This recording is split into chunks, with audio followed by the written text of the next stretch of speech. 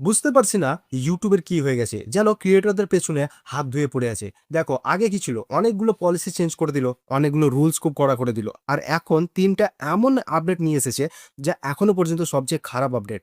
একটা তো এমন আপডেট যার কারণে শর্টসে ভিউ আসা একদমই বন্ধ হয়ে যাবে, মানে শর্টসে এর আগের মতো ভিউ আসবে না। আর বাকি দুইটা আপডেট এত খারাপ যে ভাই ক্রিয়েটরদের ভিডিওতে ওয়াচ টাইম কমপ্লিট করা খুবই কঠিন হয়ে যাবে, এমনকি অডিয়েন্স রিটেনশনও অনেক কমে যাবে। ভিডিও তো ভাইরালি হওয়া খুব কঠিন হয়ে যাবে, বিশেষ করে যদি আপনি লং ভিডিও ক্রিয়েটর হন। তো আজকের এই ভিডিওতে আমি ওই তিনটা আপডেট নিয়ে কথা বলবো, কিভাবে এগুলো ক্রিয়েটরদের জীবনকে খুব কঠিন করে দেবে। যদি ভিডিও ভালো লাগে তাহলে লাইক করে দিও, চ্যানেলটাকে সাবস্ক্রাইব করে দিও, কারণ আমি এমন ভিডিও নিয়মিত বানাতে থাকি যা নতুন ক্রিয়েটরদের খুবই হেল্পফুল হয়।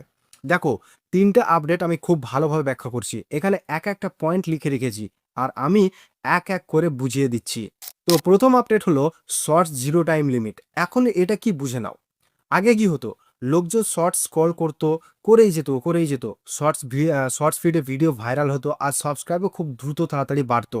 একটা আনলিমিটেড স্ক্রল সিস্টেম ছিল, কিন্তু এখন ইউটিউব এটা বদলাচ্ছে। এখন ইউজার নিজেই ঠিক করবে যে সে কতক্ষণ শর্টস দেখবে বা একদমই সে দেখবে না। মানে যদি সে ঠিক করে দিনে 1 ঘন্টা শর্টস দেখবে, তাহলে সে শুধু 1 ঘন্টাই দেখতে পারবে, তারপর আর শর্টস দেখাবে না। আর জিরো টাইম লিমিট সেট করে দিতে পারলে তো একেবারেই শর্টস দেখাবে না।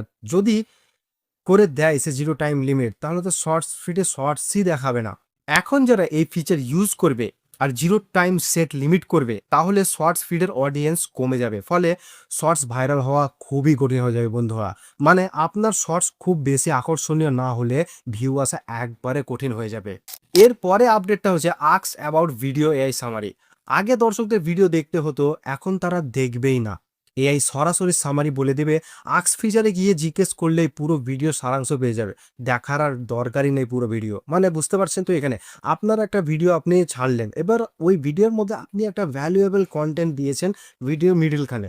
এবার দর্শককে তো আপনার প্রথমকার স্টেপ তো দেখতেই হবে আপনার ভিডিও, কিন্তু এখন যে ফিচারটা দিয়েছে এআই সামারি, সে এআই সামারির মাধ্যমে দর্শকরা শুধু এআই এর কাছে জিজ্ঞেস করবে মেন পয়েন্টটা, আর ডাইরেক্টলি এআই সেই মেন পয়েন্টটাকে দেখিয়ে দিবে। তাহলে আপনার এখানে অডিয়েন্স রিটেনশন কমে গেল, আর আপনার ওয়াচ টাইমটাও ঠিকভাবে এলো না। এর ফলে কি হবে, অডিয়েন্স রিটেনশন কমে যাবে, ভিডিও ভাইরাল হবে না, নতুন চ্যানেলগুলোর ওয়াচ টাইম কমপ্লিটই হবে না। তাই এটাও একটা খুবই খারাপ আপডেট। এখন আরেকটা আপডেট এসেছে টিভির জন্য। টিভি কেউ ছাড়েনি ভাই। দেখো এখন কি হচ্ছে, যারা ব্লগ বা এন্টারটেনমেন্ট ভিডিও বানায় তাদের ভিডিও এখন টিভিতে অনেক বেশি দেখা হয়। আমার বাড়িতে এই একটা টিভি আছে, আর ওই সব টিভিতে আমি ইউটিউব বা নেটফ্লিক্স দেখি। এখন তো সবাই টিভিতে ইউটিউব দেখে। আগে টিভিতে কি হতো, প্যাসিভ ওয়াচিং, একবার চালিয়ে দিলে লোকজন আরাম করে পুরো ভিডিও দেখতো। মোবাইলে অনেক স্পিডে ভিডিও দেখে সবাই, কিন্তু টিভিতে নর্মাল স্পিডের মধ্যে ভিডিও দেখে, ফলে ওয়াচ টাইম আর রিটেনশন পাওয়া যেত। কিন্তু এখন এখানে এআই ভয়েস ইন্টারেকশন যোগ করা হয়েছে, মানে ইউজার ভয়েস দিয়েই ভিডিও সামারি জিজ্ঞেস করতে পারবে, ফলে সে ভিডিও স্কিপ করে চলে যাবে, মানে ওয়াচ টাইমও পাওয়া যাবে না। এতে কি হবে, মোবাইল হোক বা টিভি, এআই সামারির কারণে ভিডিওর ওয়াচ টাইম কমে যাবে, অডিয়েন্স রিটেনশন ডাউন হয়ে যাবে একেবারে। যারা আগে থেকে প্রতিষ্ঠিত ক্রিয়েটর তাদের ভিউ কমে যাবে, আর কারণ ভিডিও ভাইরাল হবে না। আর নতুন চ্যানেলগুলোর জন্য তো মনিটাইজেশন পাওয়া আরও কঠিন হয়ে যাবে। আর শর্টসের ব্যাপার তো আপনাদেরকে বলেই দিলাম, যদি user zero time limit set করে দেয় তাহলে তো শর্টস দেখবেই না। আর এই তিনটে আপডেট নিয়ে এখন ইউটিউবের মধ্যে অনেক সমস্যা চলছে, যেটা নতুন ক্রিয়েটরদের জন্য খুবই সমস্যা হতে চলেছে। আপনাদের যদি এই বিষয় নিয়ে কোনো প্রশ্ন থাকে অবশ্যই আমাকে কমেন্ট করবেন। চলুন পরে দেখা হবে নতুন একটা টপিক নিয়ে, নতুন একটা ভিডিও। ততক্ষণ পর্যন্ত ভালো থাকুন, সুস্থ থাকুন।